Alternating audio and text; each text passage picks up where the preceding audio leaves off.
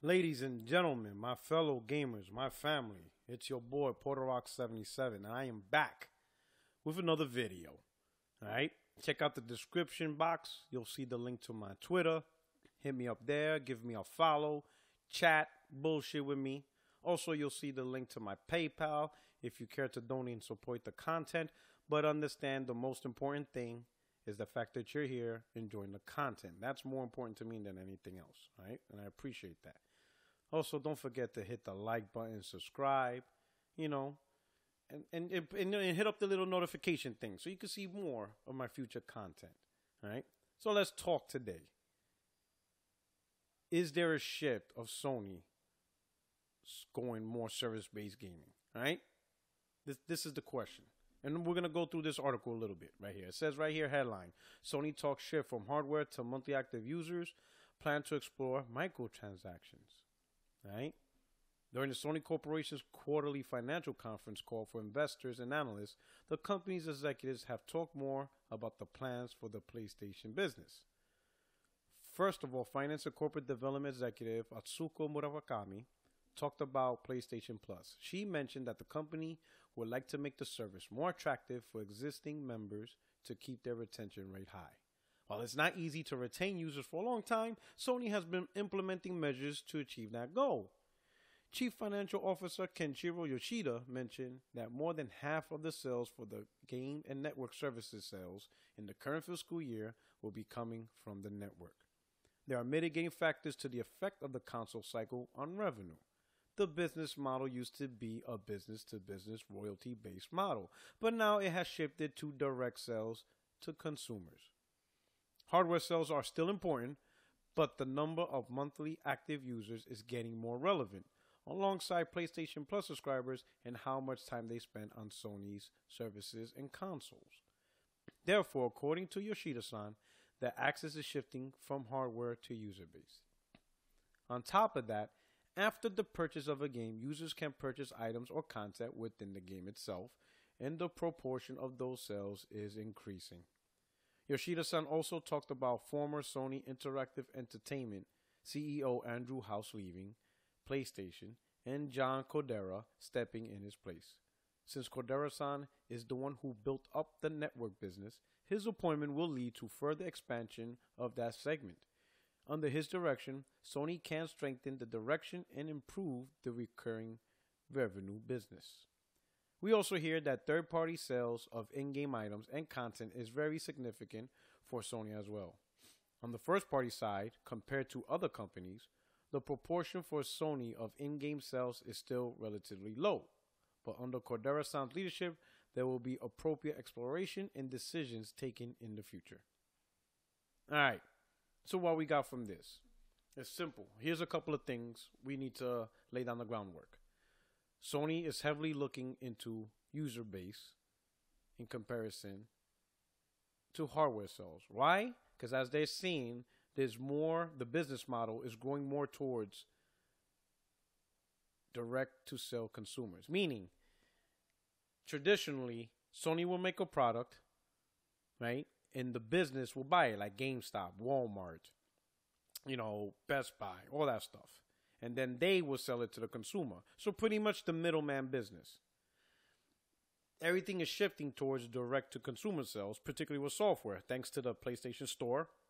And of course, Microsoft did the same thing with the Xbox stores. They're selling games directly from the store, right? So pretty much there's an increased digital sales. So more and more sales are increasing digitally, right? So Sony wants to take advantage of this, where they are selling directly to the consumers, which bypasses the middleman, which bypasses GameStop, Best Buy, and Walmart getting a cut into the profits when Sony is directly selling to the consumer, right? They want to take advantage of that. So out of that thing, it's good to hear because that means the PlayStation Network is a very profitable network and a lot of people are buying content with that, okay? As you can see with this article, Sony is looking into and exploring selling in-game content. So the first step is the replacement of current CEO Andrew House, and he's being replaced by John Codera. Now, as we know, John Codera is the one who built up the network business. So they want someone network business minded, someone who's the PlayStation to lead this future or this, this topic or whatever. All right.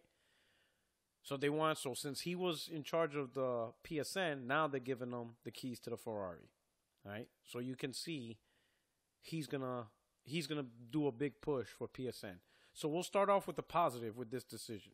Since he's the one who built PSN, right, but wasn't in charge of Sony, now he has the keys to the Ferrari. So maybe because he's in charge of Sony, or will be in charge of PlayStation, not Sony, but PlayStation, he no longer has someone to tell him no on things he wants to implement. Maybe he can, maybe he can decide what's the priority and what's not the priority, right? Maybe we'll finally get name change because maybe that will be his priority, Maybe we'll get dedicated servers because that's his priority when it wasn't Andrew House's priority, So there's going to be a little priority shift, and it's going to be side tipping it towards the network. So that's a good thing. Here's the bad thing, or things that are making gamers real nervous, is this part right here. It's the part where they're looking into more Sony in-game sales in these games. So pretty much games as a services, loot crates, and stuff like that. Right? That's what's making people nervous, because people don't want this type of game model or business model to impact the single player experiences we love. We don't want to see The Last of Us 3 with loot crates, or God of War with loot crates, and just stupid content that just ruins the experience. Right? That's the fear. That's why we're nervous. And we definitely don't want to see Sony stop making these amazing single player experiences and just strictly focus games as a service business. We don't want to see Sony start making Overwatch copycats and, Destiny copycats and just constant copycats of multiplayer games that are games as a service. That's one thing we don't want either. So that's a concern. Now, obviously, this is not going to happen overnight. The road for gaming for PS4 is pretty much paved. This is something that we'll probably see. Whatever decision they'll make, it will most likely impact the PlayStation 5. Or, at a minimum, the later stages, the last half of PlayStation 4's life cycle. So you're looking at maybe 2019, where we start seeing things get spooky, right? 2020, right? What's my take on this? I'm hoping, because it's clear they're going to want to go with in-game currency, in-game content. I'm hoping that Sony does it right. That if they're going to make games as a service, that make it into addition to what they're already doing.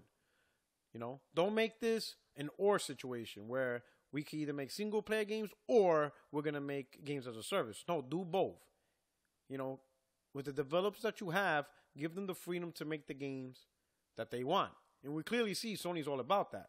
We see recently, and I'll make a separate video on this, how you got certain publications, journalists attacking Sony for making their games look too violent. And Sony supported the visions of the developers. They're like, hey, we support the developers. These games are made by adults for a mature adult audience. So they're all about developer empowerment. If Sony wants to get into games as a service, then use increasing your development teams. Add more teams to your portfolio. So those teams, bring back a team that could bring back SOCOM. Maybe that's what we need to get SOCOM back in the market. Treat SOCOM as a games as a service type game, because let's be honest, SOCOM wasn't really meant for a single player experience. That's one of the few games on PlayStation where it's all about the multiplayer. And then also, if you guys remember Warhawk was a multiplayer only game. The one on PS3, not the PlayStation 1 version. The one that came out on PS3, it was a multiplayer only game. So technically that was a games as a service. The only thing is it didn't have in-game content or anything or DLC, but you know what I mean, right? So maybe Sony can create new IPs with new development studios to push this, in-game content. As far as their current IPs, what I would like to see them do is push more DLC. I think Sony's doing a terrible job of really stretching out the length of games. Like, for example, Horizon Zero Dawn. There's only one DLC expansion pack coming. I think that's a shame. That game should have 3, 4 expansion packs, and they will all be successful. You know, look at The Witcher. The Witcher has like 3 expansion packs, you know, or 2, at least 2. Blood and Wine and something else, you know. Why can't, you know, and I think Fallout has like 3 expansion packs. Skyrim has like 3, you know. Why didn't they plan out 3 or 4 expansion packs for this beautiful world of Horizon Zero Dawn? It boggles my mind. Maybe Codera-san, you know, he could change that. He could be like, yo, when we make, you know, Ghost of Tsushima, we're going to make 3, 4, 5 expansion packs. You know, we're not just going to settle down with just one, especially if it's a success, you know, things like that. Right now, we're going to see how it plays out. But there is a concern, because if Sony does this the wrong way, they could pretty much ruin what we love about Sony. You know, we love the fact that they give the developers absolute creative freedom, you know, with none of the BS. And they need to make sure they maintain that. If they want to look and explore into this area of games as a service, then just create new studios, so that way we have both of best world. That way the single player experiences and the titles and the franchises that we love aren't impacted by these decisions, right? And with John Cordero being the one who built up the network, I would like to see a good focus on improving the network, taking it a step further. Dedicated servers, you know, name change, all that good stuff. You know what I mean? So hopefully we'll see. But anyway, let me know what you think. Do you have any concerns with how Sony's future and John Cordero's future might take PlayStation in a direction? Are you nervous about that direction? Hit me up in the comments section. Hit me up on Twitter. Again, my Twitter handle is in the description box. Leave a like, subscribe, tell me what you think. Let's give it a chat. This is your boy Porter Rock 77, and I hope you enjoyed this video, and I hope it was informative. Anyway, you guys take care. Peace.